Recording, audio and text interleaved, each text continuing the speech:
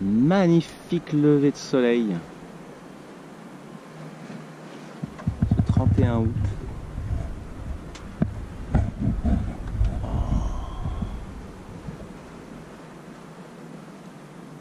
Le jour de la dernière nave vers Port-le-Cat. Oh, c'est magnifique, la luminosité avec le Cap Créus là au fond là, bien noir, bien sombre.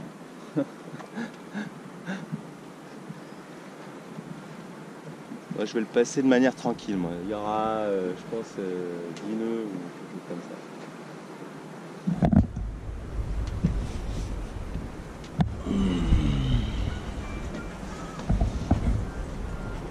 On va pas prendre de risques avec le Cap Créus. Bye bye l'Escala. Escala Les Coves. Très rouleuse cette nuit. Ouh. Direction Port-le-Cat. 9h moins le quart. On est vraiment bien dans les temps pour passer le Cap Créus avec très peu de vent. Ouais, j'aurais préféré plus de vent, mais de toute manière ça passe du tout au rien. Ça passe de 18 nœuds à combien c'est 6 nœuds ou 7 nœuds. C'est clair que je vais pas passer à 18 nœuds. On m'a dit que ça, les vents pouvaient doubler à son approche avec des effets tourbillonnants. Moi j'ai donné déjà là. Hein. Dans ce convoyage là, j'ai donné. J'ai eu un peu de casse. Réparer, mais j'ai pas envie d'arriver avec un bateau cassé là. Allez, go! Donc là on a traversé la baie de l'Escala quasiment. Ici c'est Roses. Et donc on arrive proche du Cap Créus.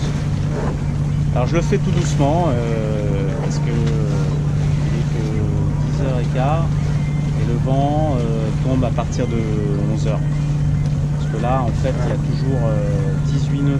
En fait, ça va très très vite. Le gradient est ultra rapide. Ça passe de 5 nœuds à 18 nœuds en l'espace de 5 minutes. Donc, faut pas se faire surprendre parce que passer de 5 à 18 nœuds là d'un coup, c'est pas bon. Pas bon pour le matériel. Surtout que j'ai la GV totalement envoyée. J'ai mis un bout de génois histoire d'être un peu plus dirigeant. Le régime moteur il est quasiment nul. C'est histoire d'avoir un minimum de vitesse. Là, je suis en mode attente pour passer au bon moment. Bon, un petit symbole que j'enlève. Le fanion des croiseurs médocains. Parce que je ne suis plus médocain. Et on sent que la traversée a été dure pour lui. Hein. Il était neuf avant la traversée. Ouais. Je sais pas s'il y a un club ou une asso à Port-le-Cat. Je me suis pas renseigné encore. On verra bien là-bas. Les croiseurs médocains, c'était super sympa. Wilfried, le président, au top. Le prêt de matériel pour le carénage, tout ça, c'était vraiment nickel quoi. Et voilà. Et ça va me manquer un peu. Moi, j'irai voir de temps en temps quand même. Avec mon ami Olivier et Flo, qui en font partie. On se reverra. Et Christopher aussi, bien sûr. Petit coucou à vous. Bon, ça y est, là on s'approche et on n'est même pas vraiment dans la zone. Hein. Et il y a déjà, on est passé de 5 à 15 nœuds.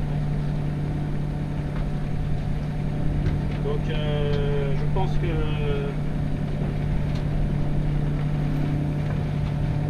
je me demande si je vais pas carrément tomber la GV parce que je vois tous les autres voiliers là, ils ont la GV tombée. Donc je vais faire ça pour le passer puis on la remettra après parce que là j'avoue que j'ai pas envie de casser du matos. Même mettre de riz là, je vais pas le faire.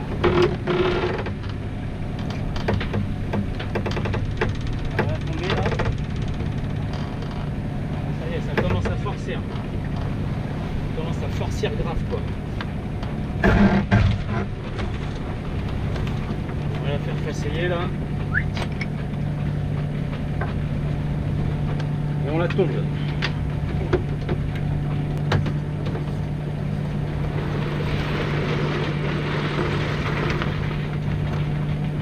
Super, c'est rangé comme une grande.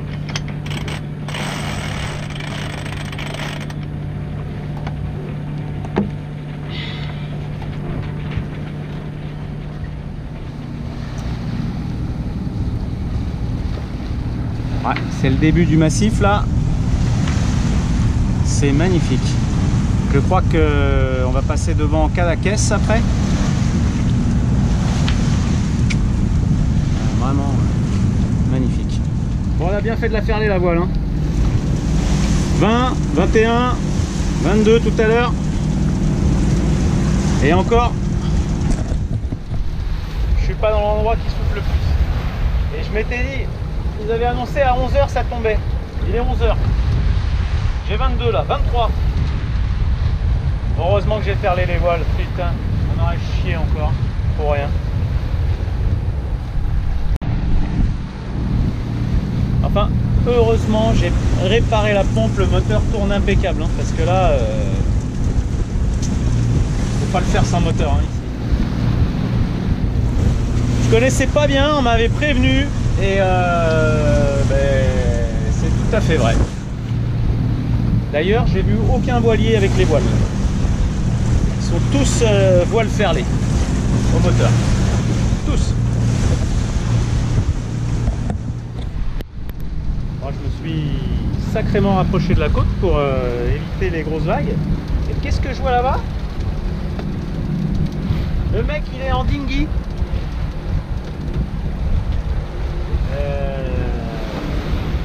Putain, mais il y en a, ils n'ont pas peur. Hein. Parce que ici, là, protégé de la falaise, il y a quand même 16 nœuds de vent. Bon, là-bas, il a moins de vagues, mais ici, il y a un petit mètre, hein, c'est ce qu'ils avaient annoncé. Putain, moi, je prendrais pas de risque comme ça. Hein. Mais bon, on a pas tous la même information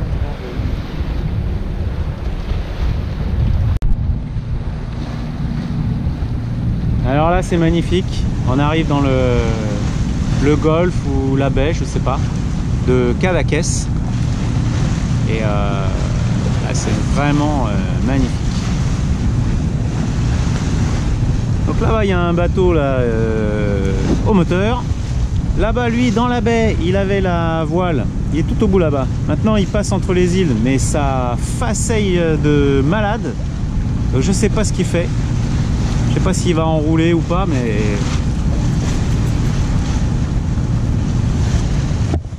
Après le Cap Créus, on mettra les voiles, nous. C'est super joli. C'est dommage que j'ai pas le temps de faire du tourisme. Je me poserai là dans le golfe, là. Je regrette de ne pas l'avoir fait, en fait, hier. Bon, les vents étaient violents, j'ai pas osé. Oula, il y a des casiers et filets là, faut que je me concentre. Jusqu'ici tout va bien. Toujours 18-20 nœuds de vent apparent. Celui qui avait les voiles là, je le vois, il a pris 2 riz dans la GV et certainement dans le génois. Et ça y est. Ça vient de s'arrêter de faceiller. Je pense qu'il a mis vraiment du temps à s'installer. Mais je pense qu'il vaut mieux attendre un petit peu. Bon, nous y voilà. Ça, c'est le Cap Créus avec le phare en haut. Donc la zone venteuse, c'est depuis avant Cadaqués. Hein, c'est là où il y a le gros relief. Et ici, ça doit faire les effets de relief de cette montagne, apparemment. Et ben, Cap Créus, moi, c'est café. Pas de voile, tranquille au moteur. Je peux prendre le café.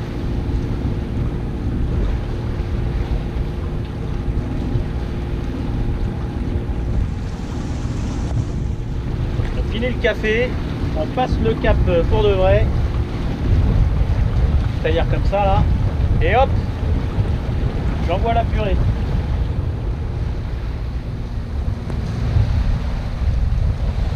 Voilà le cap Créouse sous tous ses angles,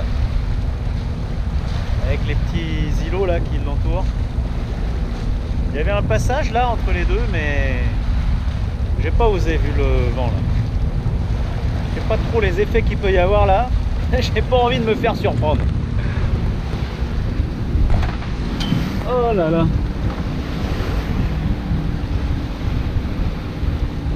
C'est super joli. Avec la couleur de l'eau là qui est vraiment magnifique.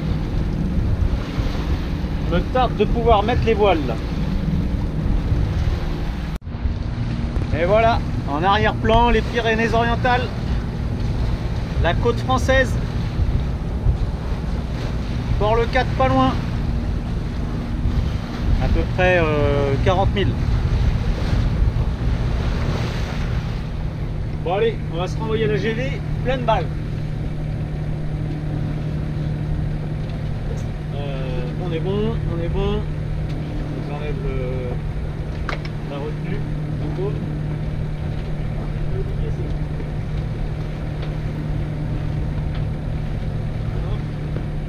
Voilà. Parfait. Allez, on y va.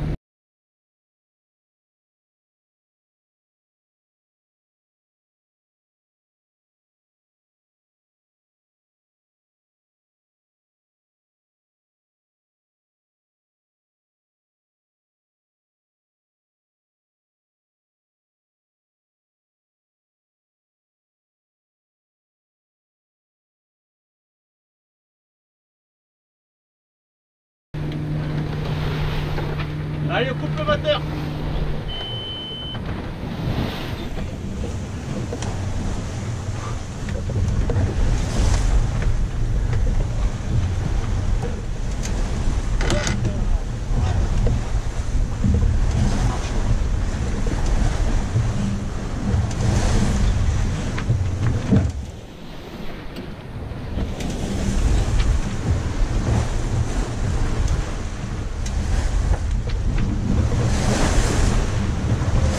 Pas mal, c'est pas mal.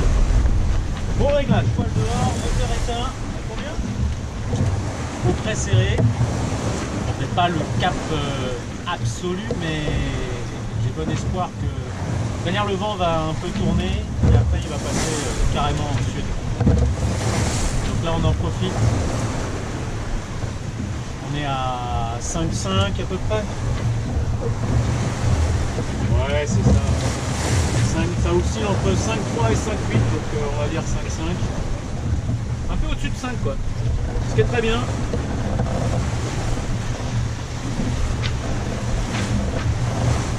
Pour 12-13 nœuds de vent apparent, c'est bien. C'est les conditions parfaites. Il y a une petite houle, de temps en temps ça freine un peu le bateau, mais ça va. Franchement là c'est le pied. Si ça pouvait rester comme ça serait top. Mais bon, le vent va tourner. Enfin, je me plains pas, sérieusement, c'était bon timing.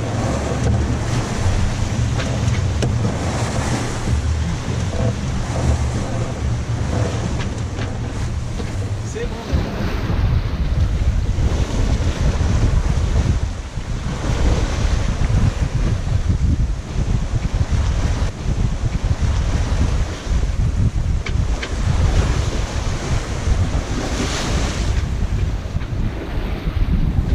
Pulse sur l'eau là, c'est trop bon, on est presque assis là, ça fait du bien. Alors je vais quand même te montrer quelque chose parce que mettre l'annexe à l'avant, c'est pas... faut faire attention. Faut faire attention aux écoutes de génois qui peuvent se prendre dans les boudins de l'annexe quand on fait les virements de bord. Et ça c'est très chiant parce que si on winch, bah ça se passe mal quoi. Donc j'ai dû ruser un peu pour faire en sorte qu'elle ne se coince pas. Alors je vais te montrer ce que j'ai fait. C'était assez chiant à faire.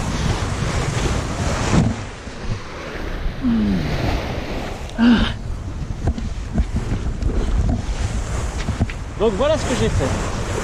Premier truc, j'ai passé un cordage ici au-dessus. Comme ça, l'écoute, elle est obligée de passer quand elle est ici, elle passe au-dessus. Et ensuite, sur ce cordage-là, j'ai tendu des cordages que je pouvais reprendre ici pour qu'elle ne puisse pas passer dessous. Donc là, elle est obligée de passer au-dessus. Alors je pense que ça peut freiner avec le nœud là, mais c'est un moindre mal. Parce que ça, sur le nœud, elle bloque et puis après elle passe. Mais au moins là, ça passe. Parce que là-bas, on le voit. Hein. Si j'avais pas les cordages de poser là, comme les noirs ici, et ben l'écoute elle serait dessous et au moment où je tends, elle passe sous le boudin. Donc voilà, c'est pas si trivial que ça de la mettre à l'avant. C'est pénible à bien des aspects. Déjà on peut plus aller devant. Si je veux mettre le bout dehors là, c'est la galère, c'est hyper dangereux là. Je passe au-dessus de tout ça. Donc moi je suis vraiment, c'est pour ça que j'avais mis un portique. Et là c'est vraiment, je l'ai mise à l'avant pour l'arrivée au port. Mais après, si j'arrive à la monter assez haut et à voir que je peux me débrouiller, je la mettrai plus devant. Voilà, c'était le petit partage du jour. Bon, c'est cool, on avance bien la voile là. Là on passe Cerbère. Ça c'est le village de Cerbère. On voit la frontière. Ça, on va arriver à Bagnous. Et puis après, il y a Collioure, je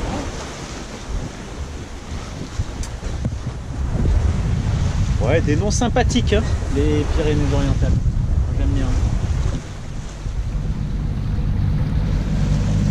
On quitte la chaîne des Pyrénées, là. Enfin, on la quitte. Elle est là. Et nous, on est déjà au travers de Saint-Cyprien. Là, il y a Canet. Je pense que c'est Canet en Roussillon, là-bas. Et donc, il nous reste une quinzaine de milles pour arriver à Port-le-4. Donc là, j'ai dû remettre du moteur parce que sinon, j'arrive trop tard. On a le vent dans le dos et bah, avec la vitesse, ça affaiblit le vent. Du coup, on est efficace dans le bloc. Donc, j'ai été obligé de mettre du moteur.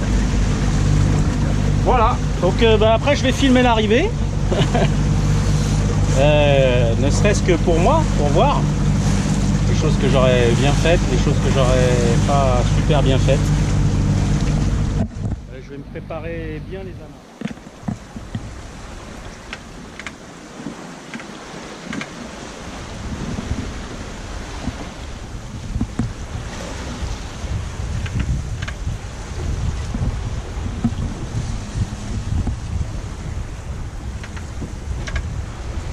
Bon, il me reste 7000 à faire, autant dire que c'est la fin du voyage. Alors je me suis amusé à compter un peu, savoir combien j'avais navigué en distance et en heure, et les heures moteur. Et c'est assez intéressant. Je te montre ça. Donc ça ce sont toutes les étapes que j'ai faites. 1, 2, 3, 4, 5, 6, 7, 8. 8 étapes. En tout, 830 000 parcourus en 159 heures de nav. Ce qui fait à peu près, enfin très exactement même, 6 jours, 15 heures de navigation pure. Au départ de Barbate, les heures moteurs 711. Arrivé Port-le-4, alors j'ai rajouté là parce qu'on est à 792, bon j'ai rajouté un peu. On va dire 794, ce qui fait 83 heures moteur. Ça veut dire à peu près 50% du temps de navigation. Ça c'est incroyable.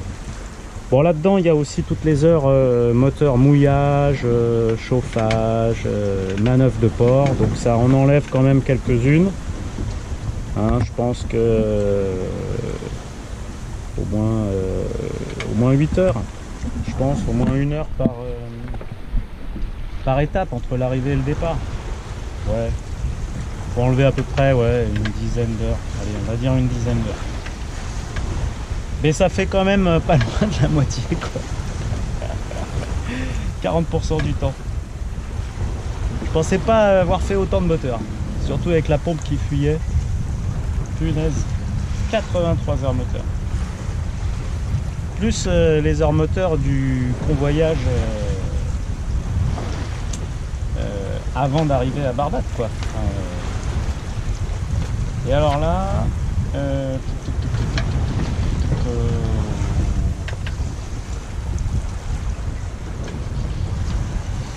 est-ce que j'ai ça? Je pense que oui. Ah ouais, ils avaient fait 95 heures de moteur, ils avaient fait. Faire Port Médoc Barbade. 95 heures moteur. Oh, punaise. Oh, les enfoirés, dis donc. Ils en ont un peu abusé. Hein. Ou peut-être pas. Je ne saurais jamais. C'était peut-être absolument nécessaire. De toute manière, à un moment donné, il fallait faire le côtier pour le truc des orgues, donc vous n'avez pas le choix. Là, c'est sûr que ça chie. Voilà. C'est intéressant. Bon, alors ici, il y a des casiers, des filets un peu partout. J'en croise à la pelle. Donc il faut être vigilant à chaque fois. Et là, j'ai mon génois qui faceille, donc il va falloir que je fasse quelque chose. Allez, je m'y mets. Bon, ça y est, je rentre dans le port. Enfin, il y a l'avant-port, il y a plusieurs bassins. Alors j'ai mis la caméra dans ce sens-là, parce que ça va se passer en marche arrière. Et là, je vais voir un peu... parce qu'il y a quand même du vent. Et je ne pensais pas qu'il y aurait autant de vent. Bon, faut faire avec. Alors déjà, on va rentrer dans l'avant-port, on va voir comment ça se passe. Voilà, il y a 3,62 m de fond. Ils disent que c'est dragué à 4 mètres. Putain, il y a un vent de folie là, merde.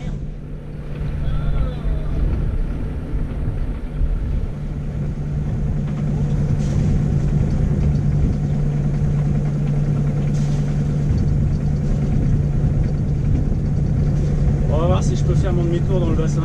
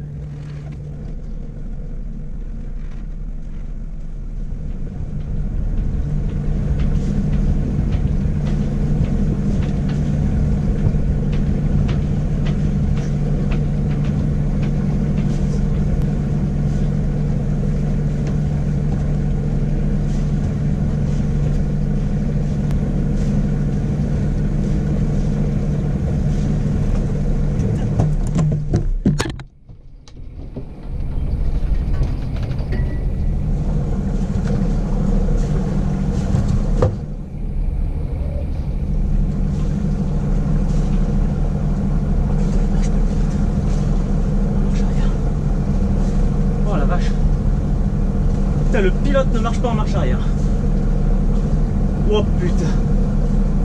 Ça a failli être un carnage là, mon ami.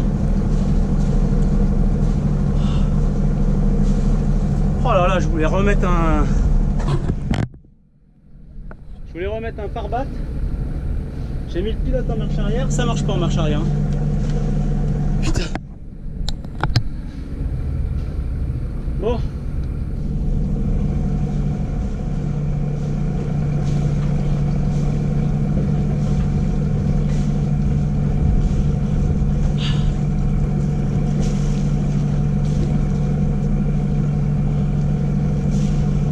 Je vais lancer les amarres, tu les mets juste autour du taquet, après je vais tirer.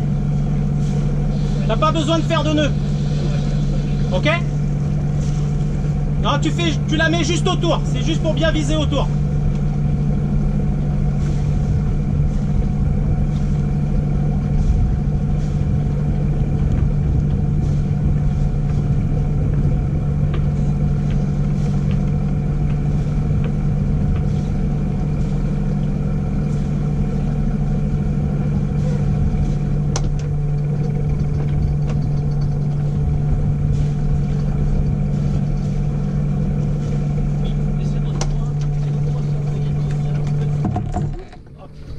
touché, putain, on a touché.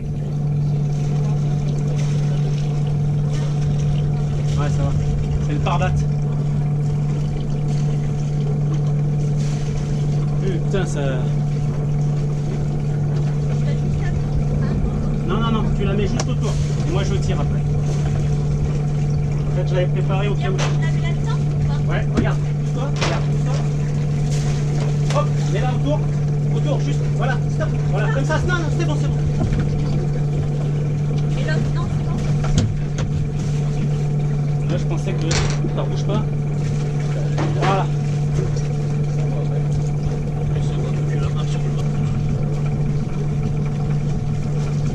Bon, je vais mettre. On va y rapprocher quand même. C'est mal, non? Pour une poignée. Oui, d'accord. Putain, les pare-battes, en fait, ils ont touché les poteaux là.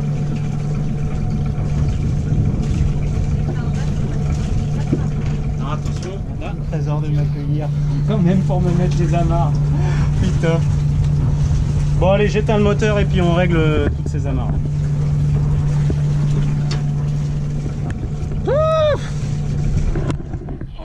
Heureusement qu'il y avait Séverine pour m'accueillir. Quelle chance. Bon, c'est là où on fait du lasso. Alors, pour faire du lasso, j'ai préparé les amarres et j'ai juste à lancer. Donc on va voir si je suis pas trop mauvais. C'est pas trop loin. Parfait. Et c'est celle-là que je récupère.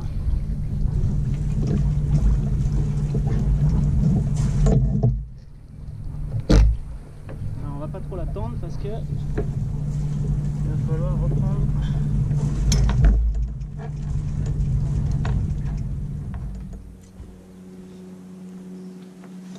Bon, et bien l'arrivée s'est bien passée.